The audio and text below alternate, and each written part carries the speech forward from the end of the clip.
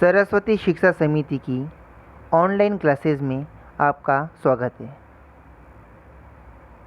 प्रिय भैया बहनों, हमने ऐसे सेंटेंसेस की इंग्लिश बनाना सीख ली है जिसमें इज़, एम, आर, वॉज और वर मेन वर्ब्स होती है। आज हम हैज़ और हैव का प्रयोग सीखेंगे। हैज़ का प्रयोग प्रोनाउन ही, शी, इट और सिंगुलर नाउन यानी कि किसी व्यक्ति वस्तु के एक नाम के साथ होता है जो एक वचन हो। हैव का प्रयोग प्रोनाउन आई, वी, यू, दे और प्लूरल नाउन के साथ होता है, यानी एक से अधिक होने पर हम हैव का प्रयोग करते हैं। He has a cat, she has a dog, it has 2 horns। तो यहाँ पे he, she, it इन प्रोनाउंस के साथ हैज़ का प्रयोग हुआ है, क्योंकि अभी हमने देख लिया है कि he, she, it और सिंगुलर नाउन के साथ हैज़ का प्रयोग होता है। You have 2 brothers, we have books, they have birds।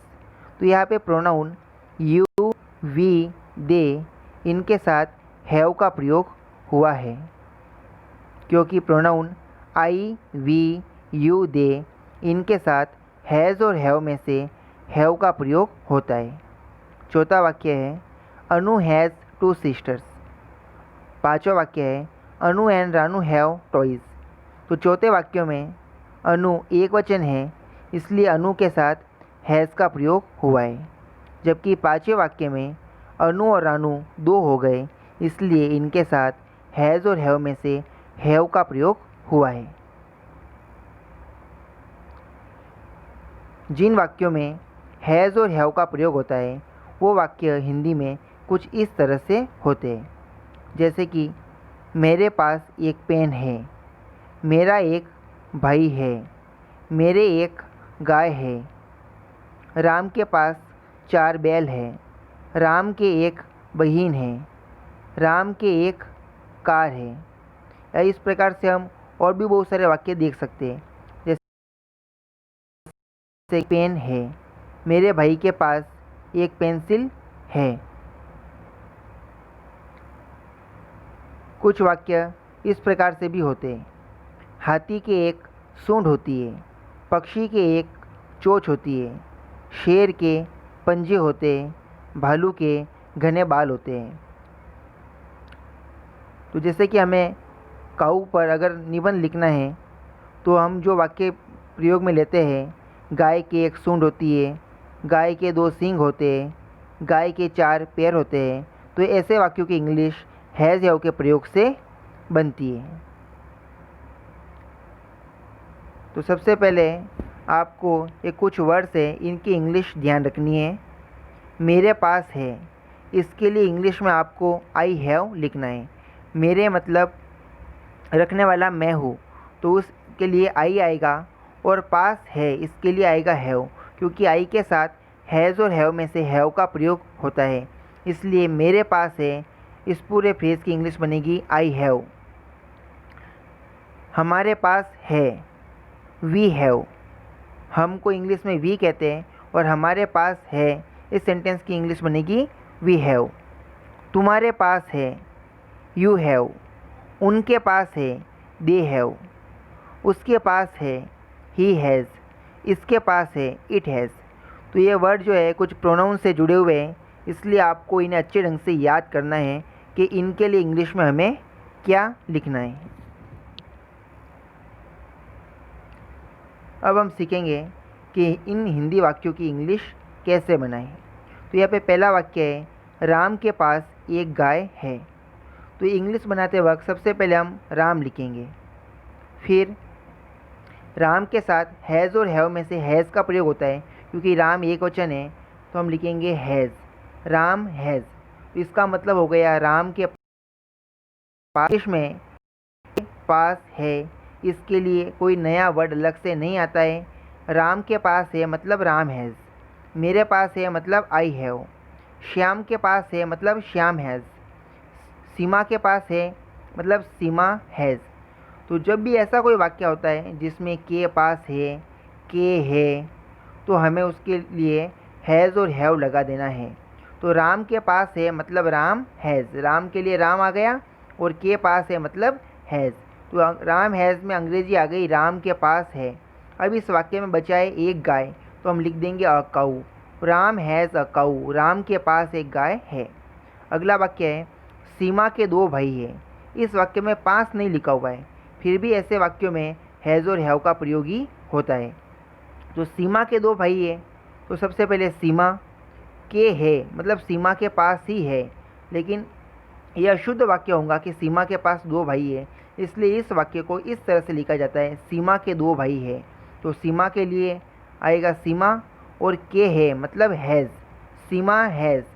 अब इस वाक्य में बचा है दो भाई, तो हम लिख देंगे two brothers, Seema has two brothers. तो ऐसे वाक्य जिसमें के पास है, के है या फिर रे है, इस प्रकार के शब्द होते हैं।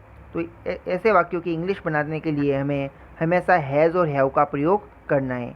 कहाँ पे हैज़ लगाना है, कहाँ पे हैव लगाना है, ये हम पढ़ चुके हैं। फिर भी एक बार आपको बता दूं कि ही, शी, इट और कोई एक व्यक्ति वस्तु का नाम हो तो हैज़ लगाना है, और प्रोनाउन आई, वी, यू, दे और एक से अधिक होने पे हम हैव लिखेंगे। अगला वाक्य है मेरे पास एक गाय है। उसके नीचे लिखा हुआ है मेरे एक गाय है। तो इन दोनों वाक्यों की इंग्लिश एक ही होगी, मेरे पास एक गाय है या फिर मेरे एक गाय है, तो ये एक ही बात हुई। तो मेरे पास एक गाय है, मेरे पास है मतलब आई हैव। ये सारे वर्ड्स आपको अलग से मैं बता चुका हूँ। तो मेरे पास है, यहाँ पे माई कभी नहीं आएगा, हमेशा ध्यान रखना। मेरे पास एक गाय है, तो यहाँ पे सबसे पहले जो मेरे पास लिखा हुआ है इसका मतलब आई हैव, ये चीज़ हमें अच्छे ढंग से याद कर लेनी है। ये फिर इस वाक्य में बचा है एक गाय, तो अ काऊ। अगर ये वाक्य ऐसा होता कि मेरे पास मेरी पुस्तक है, तब हम जो इस वाक्य में दूसरी बार मेरा आया हुआ है या मेरी आया हुआ है, तब उसके लिए हम माई लिखते हैं। लेकिन जब वाक्य के शुरुआत में ही पास के साथ मेरे आता है, मेरे पास है, तो ऐसे वाक्य में हमें कभी भी माई नहीं लिखना है। उसी तरह तुम्हारे पास है, तो हमें तुम्हारे के लिए योर नहीं लिखना है। हमारे पास है, तो हमारे के लिए हम अवर नहीं लिखेंगे। ये मैं आपको बता चुका हूँ, तो आपको याद करना है कि मेरे पास है मतलब आई हैव। तो मेरे पास एक गाय है, तो आई हैव लिखते ही मेरे पास है, इन वर्ड्स की इंग्लिश बन गई। अब इस वाक्य में बचा है एक गाय, तो हम लिख देंगे अ काऊ, आई हैव अ काऊ। फिर मेरे एक गाय है, तो भी एक ही बात हुई, मेरे है मतलब आई हैव। अब इस वाक्य में क्या बचा है, एक गाय, अ काऊ। तो कभी भी ऐसे वाक्यों की इंग्लिश बनाते वक्त हिंदी के अनुसार उसकी इंग्लिश नहीं बनानी है। जैसे मेरे के लिए माई लिख दिया, फिर पास के लिए नियर लिख दिया, एक के लिए वन लिख दिया, फिर काऊ, फिर इस। तो ये वाक्य पूरी तरह से गलत होगा। मेरे पास एक गाय है, पहले हमें एक गाय को छोड़ देना है, मेरे पास है मतलब आई हैव। अब इस वाक्य में बचा है एक गाय, तो हम बोलेंगे अ काऊ, आई हैव अ काऊ। आगे 10 वाक्य दिए हुए हैं जो आपको होमवर्क में करने। पहला वाक्य है मेरे पास एक घड़ी है। तो यहाँ पे सबसे पहले आपको इंग्लिश बनानी है मेरे पास है, इन वर्ड्स की। तो यहाँ पे आपको माई नहीं लिखना है, पास के लिए नियर या हिंदी में पास नहीं लिखना है। मेरे पास है मतलब आई हैव। ये सारे वर्ड्स मैं आपको पहले ही बता चुका हूँ। तुम्हारे पास है, हमारे पास है, उनके पास है, उसके पास है, इसके लिए इंग्लिश में कौन से वर्ड आएंगे ये आपको अच्छे ढंग से याद रखना है, क्योंकि ये प्रोनाउन है। बाकी के नाम लिखा हुआ है तो वो हम सीधा नाम वही से लिख सकते हैं। जैसे कि छठा वाक्य है मोहन के पास 4 पुस्तकें हैं, तो हम मोहन के लिए मोहन लिख देंगे। लेकिन जो ऊपर वाले 5 वाक्य है वो हमें एक बार अच्छे ढंग से वो याद कर लेना है कि मेरे पास है मतलब आई हैव। अब इस वाक्य में बचा है एक घड़ी, तो हम लिखेंगे अ वॉच। दूसरा वाक्य है तुम्हारे पास 2 पेंसिल्स है। तो तुम्हारे पास है मतलब यू हैव। अब इस वाक्य में क्या बचा है, 2 पेंसिल्स, तो हम लिख देंगे 2 पेंसिल्स, यू हैव 2 पेंसिल्स। तीसरा वाक्य हमारे पास एक कंप्यूटर है। तो हमारे पास है, इसका मतलब हो गया वी हैव। अब इस वाक्य में क्या बचा है, एक कंप्यूटर, तो हम लिखेंगे अ कंप्यूटर, तो इंग्लिश बन जाएगी वी हैव अ कंप्यूटर। चौथा वाक्य है उनके पास एक मोबाइल है।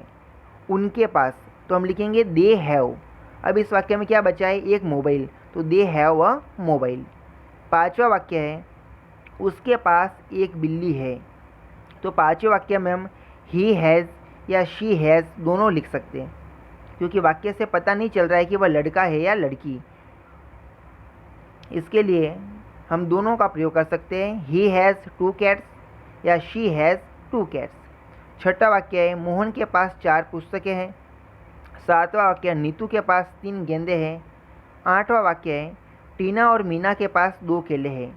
तो टीना और मीना, तो होगा टीना एंड मीना। अब ये 2 हो गए, तो इनके लिए हमें हैज़ और हैव में से किसका प्रयोग करना है, ये आपको ध्यान रखना है। तो टीना एंड मीना के पास है, इसके लिए हैज़ और हैव में से एक वर्ड लिख देना है, फिर बचेगा 2 केले, तो आपकी पूरी इंग्लिश बन जाएगी। नवा वाक्य है मेरे भाई के पास। मेरे भाई, मेरा भाई, तो उसकी इंग्लिश एक ही होती है, वो होती है माई ब्रदर। तो मेरे भाई के पास है मतलब माई ब्रदर, फिर हमें लिखना है हैज़ या हैव, क्योंकि के पास है के लिए आता है हैज़ और हैव। तो माई ब्रदर हैज़ या हैव दोनों में से एक वर्ड आएगा, फिर बचा हुआ है एक कुर्सी, तो ये चेयर हमें लिख देना है। 10वां वाक्य है एक पर्स है।